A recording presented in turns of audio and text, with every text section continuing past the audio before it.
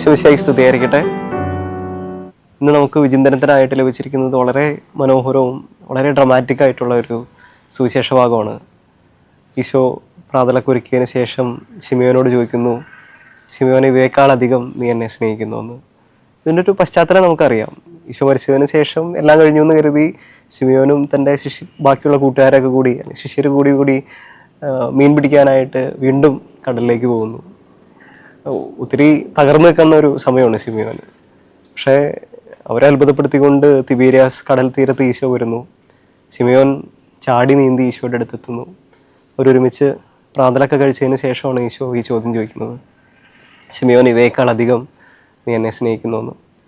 എന്നെ വളരെ അത്ഭുതപ്പെടുത്തിയ ഒരു ചോദ്യം അല്ലെങ്കിൽ ഒരു വിചാരം എന്താണെന്ന് ചോദിച്ചു കഴിഞ്ഞാൽ, നീ എന്നെ വിശ്വസിക്കുന്നു എന്ന് ചോദിക്കുന്നില്ല, നീ എന്നെ സ്നേഹിക്കുന്നു എന്നാണ് ചോദിക്കുന്നത്. ആശ്രമത്തിൽ ഞങ്ങൾക്ക് പാരൻസ് ഡേ ഉണ്ട്. ഒരു 1.5 ദിവസത്തെ ഒരു ചെറിയൊരു പ്രോഗ്രാം. ഞങ്ങളുടെ എല്ലാവരുടെയും പാരൻസ് ഒരുമിച്ച് വരും. ഒരു 1.5 ദിവസം ഞങ്ങൾ ഒരുമിച്ച് സ്പെൻഡ് ചെയ്യും. നമ്മുടെ ഈ സ്കൂളിലുള്ളൊരു PTA മീറ്റിങ്ങിൻ്റെ ഒരു ബിഗ്ഗർ വെർഷൻ എന്നൊക്കെ വേണമെങ്കിൽ നമുക്ക് പറയാം. അന്ന് വൈകുന്നേരം ഞങ്ങൾ താമസിക്കുന്ന മുറികളിൽ തന്നെ അവർ താമസിക്കും. ആദ്യത്തെ ദിവസം വൈകുന്നേരത്ത് ഈവനിങ്ങിൽ എല്ലാവരും ഒന്ന് പരിചയപ്പെടാനൊക്കെ ആയിട്ട് ഞങ്ങൾ കുറച്ച് ഗെയിംസൊക്കെ വയ്ക്കും. ആ വർഷം നടത്തിയ ഒരു ഗെയിം അത് ഇപ്പോഴും എൻ്റെ മനസ്സിലിങ്ങനെ കിടക്കുകയാണ്. ഒരു തമാശയ്ക്ക് അല്ലെങ്കിൽ ഒരു ഓളമൊക്കെ ഉണ്ടാകാൻ എന്നൊക്കെ പറയാനായിട്ട് പറ്റണ ഒരു കളിയാണ്. കളി ഇങ്ങനെയാണ്, ഒരു അപ്പനെ അല്ലെങ്കിൽ ഒരു അമ്മേനെ നമ്മൾ വിളിക്കും. എന്നിട്ട് അവരുടെ മകനെ നമ്മൾ സ്റ്റേജിൽ കയറ്റി നിർത്തും. കൂടെ വേറെ കുറച്ച് പേരെയും കൂടി നിർത്തും. ഏകദേശം സമാന മുഖമുള്ള കുറച്ച് പേരെ നിർത്തും. എന്നിട്ട് എവിടെ നിൽക്കണമെന്നൊക്കെ കാട്ടിക്കഴിഞ്ഞിട്ട് ശേഷം ഈ വന്നയാളുടെ കണ്ണങ്ങ് കെട്ടും. അമ്മയുടെ അല്ലെങ്കിൽ അപ്പൻ്റെ കണ്ണങ്ങ് കെട്ടിയിട്ട് ഇവർക്ക് മുഖത്തും തോളിലൊക്കെ തൊട്ടിട്ട് ആരാന്ന് പറയാം. ആദ്യം ഞങ്ങൾ അമ്മമാരെയാണ് വിളിച്ചത്. അമ്മമാർ ഏകദേശം ഇങ്ങനെ മുഖത്തെ കുരുവൊക്കെ നോക്കിയിട്ടോ അല്ലെങ്കിൽ പാടൊക്കെ നോക്കി. കാരണം അമ്മമാർ പൊതുവെ ഇമോഷണലി വളരെ അറ്റാച്ച്ഡ് ആണ്.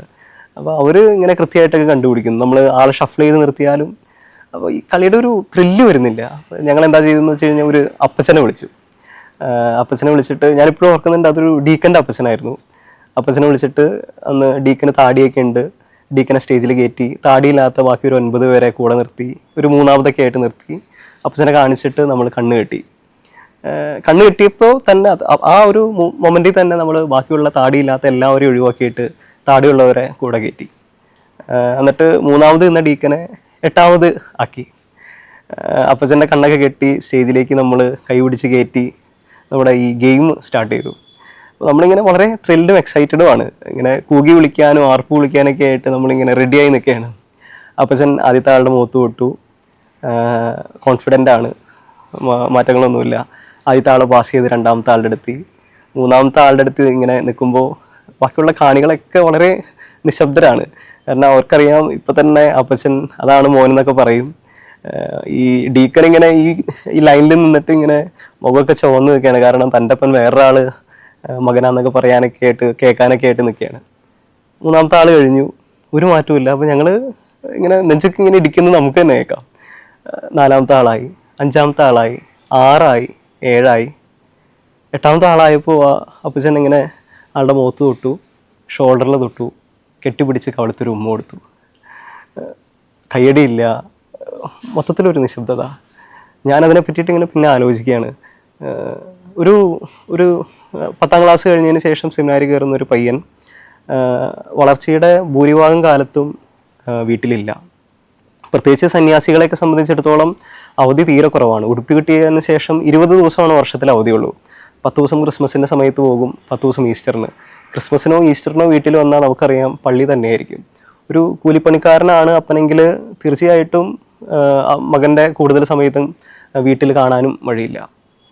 ഒരു 15 വയസ്സുകാരൻ ഒരു 28 വയസ്സൊക്കെ ആവുന്ന ഒരു പ്രായം, ഡീക്കനാവുന്ന ആ ഒരു കാലഘട്ടത്തൊക്കെ ആകുമ്പോഴത്തേക്കും അയാളുടെ നെഞ്ചു വിരിയും, അയാളുടെ നെറ്റി കയറും. ഈ ഒരു മാറ്റത്തിൻ്റെ സമയത്തും ആൾ വീട്ടിലില്ല എന്നുള്ളതാണ്. പിന്നെ ഇങ്ങനെ കണ്ടു അല്ലെങ്കിൽ തിരിച്ചറിഞ്ഞു എന്നുള്ളൊരു ചോദ്യം എന്നെ വല്ലാതെ അത്ഭുതപ്പെടുത്തിയിട്ടുണ്ട്. മറ്റൊരു കാര്യം മാത്രമേ ഉള്ളൂ, സ്നേഹം. ഉള്ളിലിങ്ങനെ തിങ്ങിയിരിക്കുന്ന ഒരു സ്നേഹം, അത് നമ്മുടെ മുന്നിൽ നിൽക്കുന്ന ആൾ എത്ര രൂപം മാറി വന്നാലും തിരിച്ചറിയാണ്ടിരിക്കാനായിട്ട് സാധിക്കില്ല എന്നുള്ളതാണ്. അല്ലെങ്കിൽ തിരിച്ചറിയാതെ പോകില്ല എന്നുള്ളൊരു കാര്യമാണ്. ഞാനിങ്ങനെ ആലോചിച്ചിട്ടുണ്ട്, തിരുവോസ്തിയിലുള്ള ഈശോ ഇടയ്ക്കെങ്കിലും ഒന്ന് പ്രത്യക്ഷപ്പെട്ടെങ്കിലെന്ന്. സ്നേഹത്തോടെ ഒന്ന് സമീപിച്ച് നോക്കി, ദൈവം കുറച്ചും കൂടിയൊക്കെ അടുത്തായിട്ട് നമുക്ക് തോന്നും. ബ്ലേസ് പാസ്കൽ പറഞ്ഞൊരു കാര്യമുണ്ട്, love has got reasons that reason cannot explain. സ്നേഹത്തിന് ചില കാരണങ്ങളുണ്ട്, അതൊരു പക്ഷേ നമ്മുടെ ബുദ്ധിക്ക് മനസ്സിലാകാത്ത ചില കാരണങ്ങൾ. ഈശോ ശിമിയോനോട് ചോദിക്കുകയാണ്, ശിമിയോനെ നീ സ്നേഹിക്കുന്നു, ഇവയേക്കാൾ അധികമായിട്ട് സ്നേഹിക്കുന്നു, വിശ്വസിക്കുന്നു എന്നൊന്നും ചോദിക്കുന്നില്ല, സ്നേഹിക്കുന്നു. സ്നേഹത്തിൻ്റെ കാഴ്ചവട്ടം കുറച്ചും കൂടിയൊക്കെ വലുതാണെന്ന് തോന്നിയിട്ടുണ്ട്. സ്നേഹത്തോടെ ഈശോയെ സമീപിക്കാനായിട്ട് നമുക്ക് പറ്റട്ടെ. അതിനുള്ള കൃപയ്ക്കായിട്ട് നമുക്ക് പ്രാർത്ഥിക്കാം.